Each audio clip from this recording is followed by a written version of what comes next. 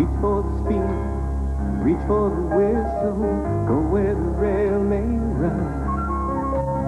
Reach for the word, reach for the story, follow the rainbow, the sun. To a shining time station, where dreams can come true, waiting there for you.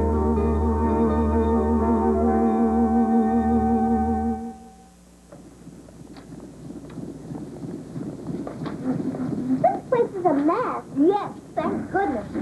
A messy station is a busy station, and Shining Time Station should always be busy. I never saw people cleaning train stations.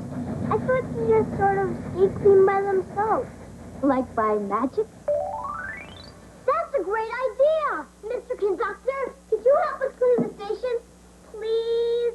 What does it look like I'm doing, Miss Tanya Trevanya? I mean, clean the whole station. Magic. I don't use magic for cleaning. It doesn't reach these hard-to-get-at places. What do you use instead? A toothbrush for small spots, rags for windows, different tools for different jobs. Of course, the best tool is elbow grease. It helps to give that splendid shine. That reminds me, it's time to clean that bike of mine. I still vote for magic. Otherwise, I'll need a new cloth. I don't think it's funny. I love money. Yeah, I always liked that tune. It's always been one of my favorite songs. Hey, look at this place. What a mess. Yes, that's why we're cleaning up, Schemer. And besides, I think this station is always beautiful, especially when people have been using it. Hey, who cares about the station, huh? I mean, look at this. Buckets, rags, mops. You call this place Shining Time Station? There is nothing shining about it. Yuck. The people who come to ride the trains care about this station. So do the people who get off here. Matt, Tanya, you're a couple of fine youngsters, but do me a favor, okay? You do your little cleanup job. But don't kid yourselves. The only reason anybody comes here is for the arcade. Oh, come on, Schemer. You can't really believe that. Oh, sure, Miss Stacy Jones. Keep on laughing. How many customers did you have today? Oh, well, let's see. This morning we had 2 on the 8 o'clock local, and then we had 5 on the 9:15 to Chubby Corners, and the last train in, there must have been at least 10 passengers. Why, that makes 17. 17. I could double that to 35, like that. Did I hear anybody say how? How? Advertising. We are not adequately pushing the one decent attraction we have here. Entertainment. No. What about the train? Trains. The history. I mean, look at this stuff over here. We got cows as passengers on trains. What they use for money? Milk? Oh, look at this over here. 15 years on the Erie Canal. Who needs it?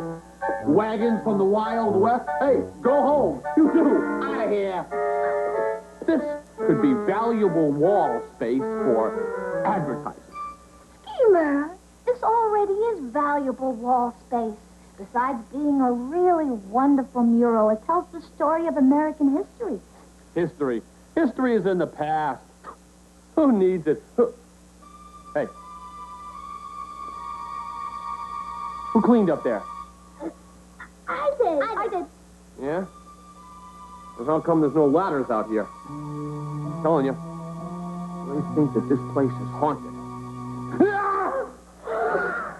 It's just a little bit. It's just fucking...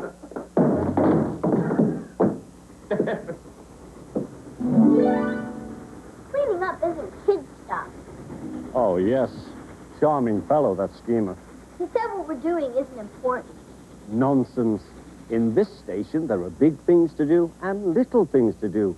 But they're all important because they all help to get the job done. Sir Topham Hatt is having a similar problem on the island of Sodor. He's having a dreadful time with the big tender engines. Well, you'll see.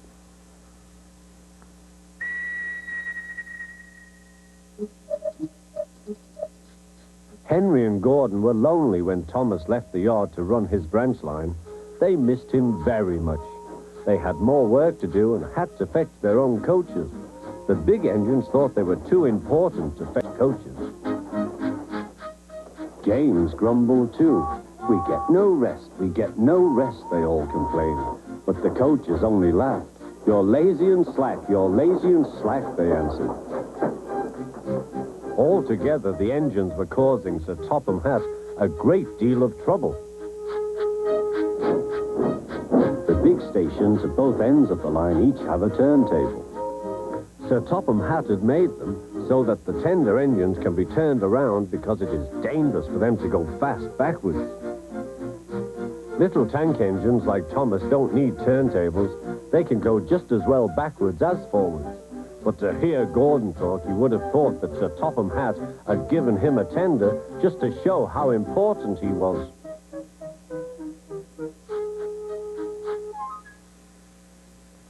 You don't understand, little Thomas. We tender engines have a position to keep up. It doesn't matter where you go, but we are important. And for Sir Topham Hatt to make us do shunting, fetch coaches, and go on some of those dirty sidings, it's not the proper thing. Thomas chuckled and went off with Annie and Clarabelle.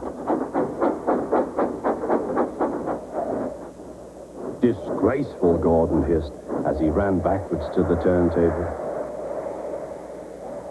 The turntable was in a windy place close to the sea, and if he was not on it just right, he put it out of balance and made it difficult to turn. Today, Gordon was in a bad temper, and the wind was blowing fiercely. His driver tried to make him stop in the right place, but Gordon wasn't trying. The fireman tried to turn the handle, but Gordon's weight and the strong wind prevented him.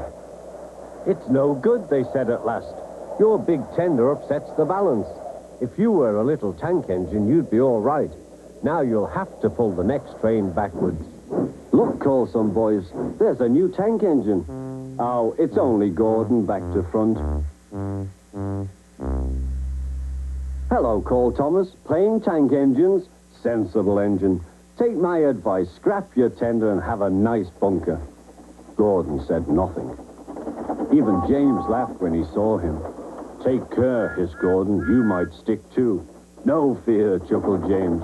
I'm not so fat as you. I mustn't stick, thought James.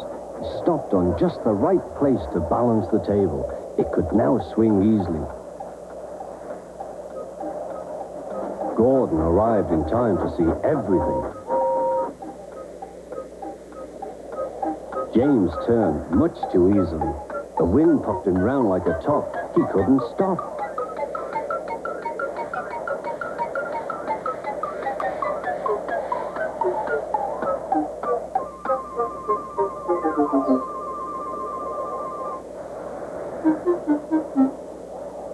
Well, well, said Gordon. Are you playing roundabouts?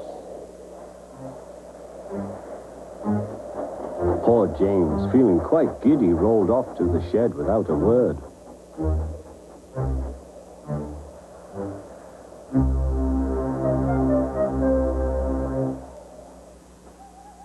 That night, the three engines had an indignation meeting. It's shameful to treat tender engines like this. Gordon has to go backwards and people think he's a tank engine. James spins round like a top and everyone laughs at us. And to add to that, Sir Topham Hatt makes us all shunt in dirty sidings. Blah! Listen, said Gordon. He whispered something to the others. We'll do it tomorrow. Sir Topham Hatt will look silly. The engines had decided to go on strike. What does it mean, go on strike? It means they wouldn't work because they wanted to make a point. I wish Schemer would go on strike. Not much chance of that, I'm afraid. Some people walk in their sleep. Schemer probably runs. Oh, and so must I, traveling man that I am.